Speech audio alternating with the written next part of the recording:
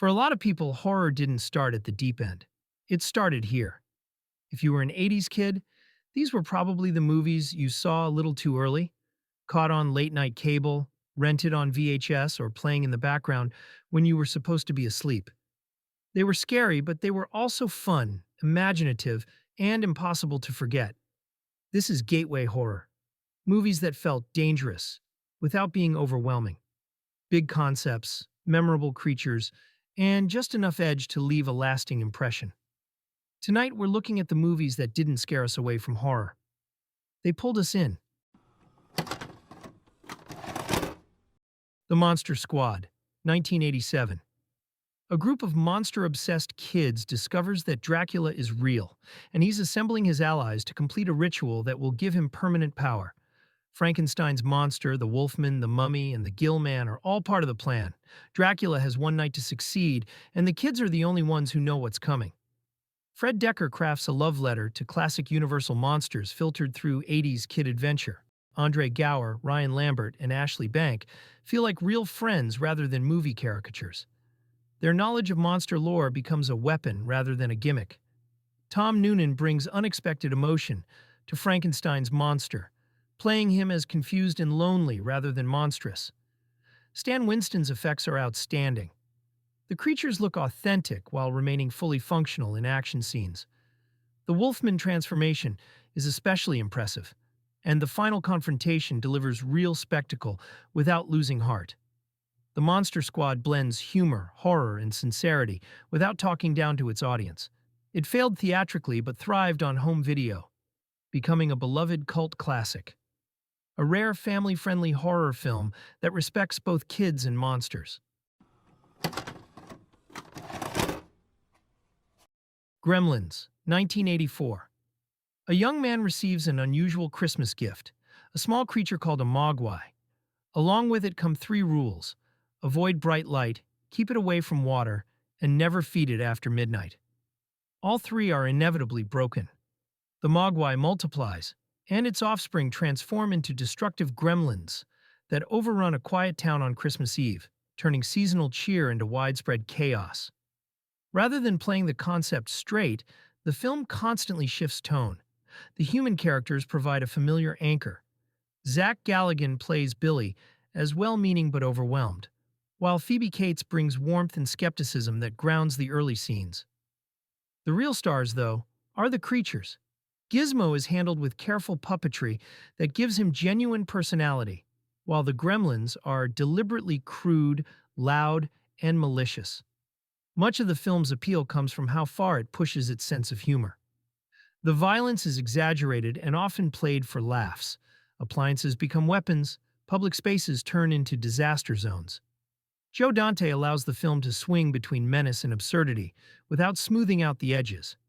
That contrast is intentional, and it's what keeps the movie unpredictable. Gremlins isn't a traditional family film, and it never pretends to be. It uses a holiday setting as a backdrop for mischief, satire, and creature-driven chaos. Equal parts monster movie and dark comedy. It's a reminder that mainstream studio films of the era were sometimes willing to be strange, mean, and a little uncomfortable. Critters, 1986. A fiery meteor streaks across the Kansas sky and slams into a quiet farm town. Out tumble the critters, furry, fanged aliens the size of bowling balls, with bottomless appetites and razor-sharp quills. Livestock vanishes first, then people. Grover's Bend is under siege, and no one believes the Brown family when they say it's not coyotes doing the killing. Director Stephen Herrick unleashes a rollicking sci-fi horror comedy, blending genuine scares with irresistible laughs. Dee Wallace and M. Emmett Walsh ground the chaos as the determined mom and skeptical sheriff, while plucky young Scott Grimes steals scenes as Brad, the kid who fights back with slingshots and fireworks.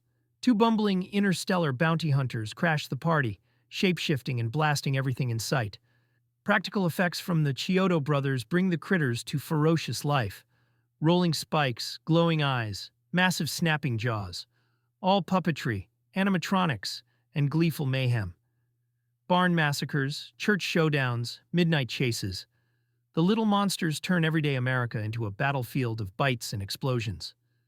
Critters delivers big fun in a small, vicious package, proving that the most memorable movie monsters don't need towering height, just towering attitude.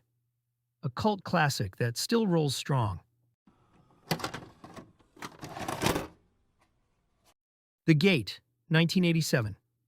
For a generation of horror fans, The Gate was that movie you accidentally saw too young and never forgot. Released in 1987, it came from director Tibor Takach, who somehow turned a kids in peril story into one of the most imaginative supernatural horrors of the decade. Stephen Dorff, barely in his teens, plays Glenn, a suburban kid who discovers a geode in his backyard after a lightning storm. When he and his best friend crack it open and play a heavy metal record backward, as you did in the 80s, they unknowingly recite an incantation that opens a literal portal to hell. What crawls out isn't one monster, but an army of tiny clay-animated demons that overrun the house, tearing reality apart, one hallucination at a time. The film's effects team relied entirely on practical tricks.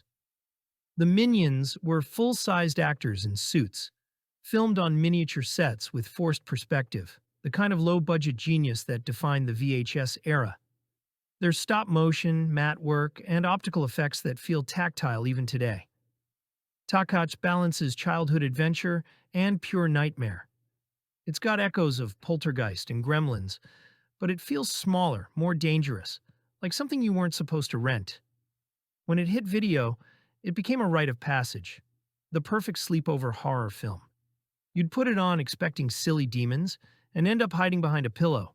A sequel, The Gate 2, Trespassers, arrived a few years later but never recaptured the same lightning. The original remains one of the most creative kids versus the supernatural movies of its era. Imaginative, eerie, and somehow still charming, even as it conjures up the apocalypse. Killer Klowns from Outer Space, 1988. Klowns from Outer Space operates on pure nightmare logic. What if clowns were actually aliens who hunt humans using circus-themed weaponry? A small town is invaded by extraterrestrials who look like grotesque circus clowns, arriving in a spaceship disguised as a big top. They cocoon victims in cotton candy, hunt with acidic pies, and use balloon animals as tracking dogs, all played completely straight. The practical creature effects are the film's soul. Each clown has a distinct design and personality, brought to life through elaborate costumes, puppetry, and animatronics. The Kyoto brothers' background and effects work shows in every frame. These aren't just monster suits, but fully realized characters with unique movement and behavior. The spaceship interior is a carnival funhouse nightmare, all twisted corridors and bizarre architecture. Grant Kramer and Suzanne Snyder play the young couple, trying to convince authorities about the invasion, while John Allen Nelson adds heroism as an ice cream truck driver who becomes unlikely savior. The cast navigates the escalating chaos with appropriate urgency, treating the clown threat as genuinely dangerous rather than playing for laughs. This sincerity makes the horror comedy balance actually work. The film's tone is remarkably consistent. Scary enough to unsettle, weird enough to fascinate, and creative enough in its premise to remain memorable. Each clown weapon and hunting method feels like a twisted carnival game brought to life. Killer Klowns from Outer Space became an instant cult classic, representing everything great about 80s creature features: practical effects mastery, wild imagination, and commitment to ridiculous premises. Fright Night, 1985. A teenage horror fan becomes convinced his new neighbor is a vampire. Not the exaggerated kind from old movies, but something quieter and more controlled. No one takes him seriously, not his girlfriend, not his friends. So he turns to the only person who might listen, a late-night horror host who pretends to hunt vampires on television. What starts as paranoia quickly turns into a very real fight for survival. The film works because it treats its premise seriously, even when it's having fun. Chris Sarandon plays Jerry Dandridge as calm, charming, and self-assured, a predator who blends effortlessly into suburban life. William Ragsdale grounds the story as Charlie, a nervous but determined lead who feels in over his head from the start. Roddy McDowall brings warmth and insecurity to Peter Vincent, a man who's played a hero for years but never expected to become one. Their dynamic carries the movie. Rather than relying on quick scares, the film builds tension through transformation and escalation. The effects are ambitious for the time, favoring extended makeup work over quick cuts. Faces distort, bodies change shape, and the vampire mythology is treated with physical weight. The finale leans heavily on creature effects and practical staging, pushing latex, mechanics, and lighting to their limits without feeling rushed. Fright Night balances humor and horror without letting either cancel the other out. It respects classic vampire rules while placing them in a modern setting that feels lived in and recognizable. Straightforward, confident, and well performed, it's a film that understands why monsters work best when they're allowed to be both threatening and oddly human. The Lost Boys, 1987. Two brothers move with their mother to a California coastal town that prides itself on sunshine, music, and nightlife. The older brother is quickly drawn to a group of motorcyclists who rule the boardwalk after dark. The younger brother starts to notice something isn't right. The gang never appears during the day, people keep turning up dead, and Santa Carla's reputation as a dangerous place isn't just a joke. Before long, the truth becomes unavoidable. The town is crawling with vampires. The film keeps its focus on relationships rather than mythology. Jason Patric plays the older brother as restless and easily influenced, while Corey Haim grounds the story as the observant younger sibling trying to hold the family together. Kiefer Sutherland's David stands out immediately, confident, predatory, and completely at ease with what he is. He isn't tortured or conflicted. He enjoys the lifestyle. Corey Feldman and Jameson Newlander appear as the Frog Brothers, local self-styled vampire hunters whose blunt delivery cuts through the film's darker moments. Visually, the movie is rooted firmly in the late 80s. Blue lighting, fog, and stylized night scenes give the town an artificial glow that fits the story's surface-level glamour. The soundtrack leans heavily into rock and new wave, reinforcing the idea that this version of vampirism is about image as much as hunger. Effects rely on practical makeup and wire work, keeping the supernatural elements tactile rather than slick. The Lost Boys works because it treats vampirism as a lifestyle choice before revealing its cost. It's less about ancient curses and more about temptation, peer pressure, and the appeal of never growing up. Stylish, accessible, and carried by charisma, it's a horror film that understands exactly who it's talking to and why the danger looks so appealing at first. Child's Play, 1988. Every kid wants a good guy doll. Cheerful face, overalls, catchy jingle. The perfect Christmas gift. But for 6-year-old Andy Barclay, his new doll, Chucky, hides a nightmare. The soul of dying serial killer Charles Lee Ray, transferred through a desperate voodoo ritual. Now the pint-sized terror is alive, stalking, scheming, and killing anyone who threatens his secret. Director Tom Holland crafts a wickedly inventive slasher, mixing genuine scares with pitch-black humor. The horror thrives on the uncanny. A toy meant to comfort becomes a relentless predator. Young Alex Vincent nails Andy's wide-eyed terror and desperate pleas that no adult believes. Catherine Hicks shines as his frantic mother Karen, while Brad Dourif's snarling, gleefully unhinged voice turns Chucky into an instant icon. Masterful animatronics and practical effects bring the doll to chilling life, twitching heads, stealthy crawls, and brutal attacks that somehow feel both shocking and absurdly funny. From stranglings to stabbings, every kill reminds you, this is a doll doing the impossible. Child's Play flips childhood innocence into a weapon of terror, proving that the most frightening monsters can hide behind the friendliest smile.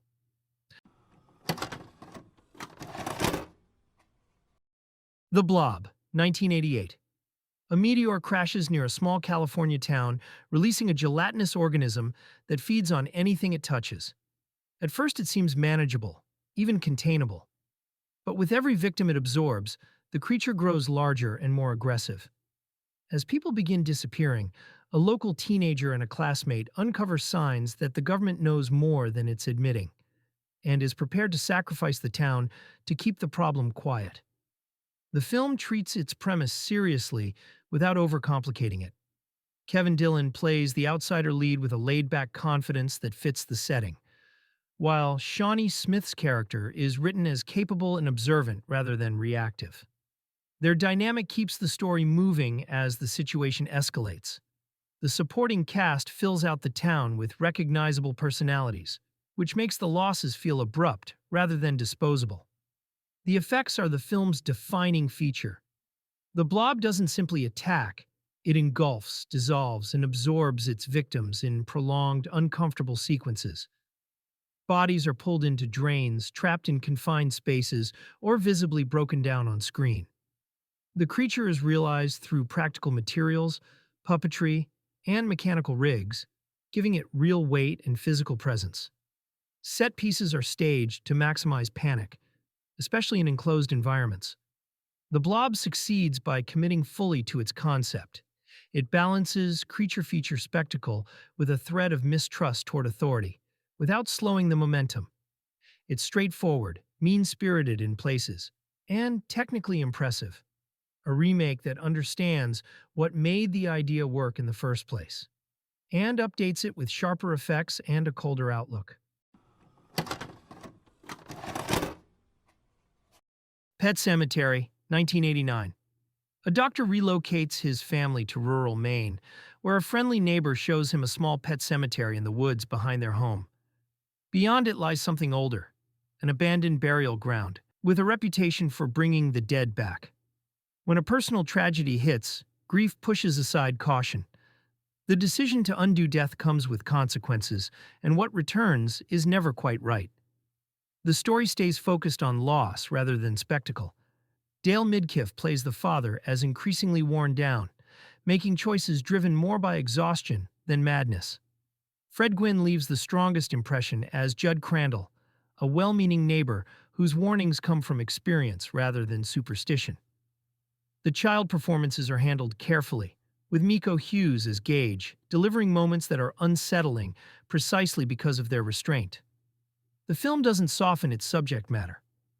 Death is treated bluntly, and resurrection is shown as a corruption rather than a miracle. Practical effects give the undead a stiff, unnatural quality that reinforces the idea that something fundamental has been broken. The larger mythology, hinted at through the land itself, is never explained in detail, which makes it feel more ominous than elaborate lore ever could. Pet Sematary is a horror film built around grief and bad decisions. It isn't flashy, and it doesn't offer comfort. Instead, it asks how far someone might go to avoid loss, and what that refusal costs. Quiet, bleak, and emotionally heavy, it's one of the darker Stephen King adaptations of its era. If you love discovering forgotten horror and cult cinema, hit that like button and subscribe for more deep dives into the films time forgot. Thanks for watching, and remember, always be kind and rewind, because every movie is someone's favorite.